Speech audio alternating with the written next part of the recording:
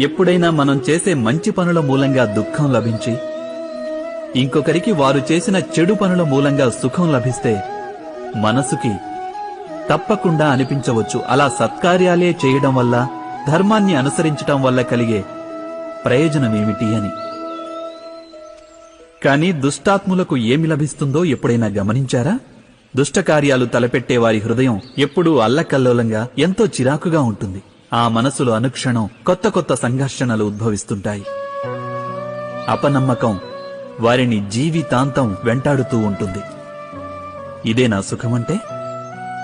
అయితే ధర్మ మార్గాన నడిచేవారు, సత్కార్యాలు చేసేవారు, సచ్చీలురైన వ్యక్తుల మనసులు సర్వదా ప్రశాంతంగా ఉంటాయి. పరిస్థితులేవీ వారి జీవన గమనంలో బాధాకరంగా ఉండవు. సమాజంలో గౌరవ మర్యాదలు, మనసుకి సంతోషం లభిస్తాయి వారికి.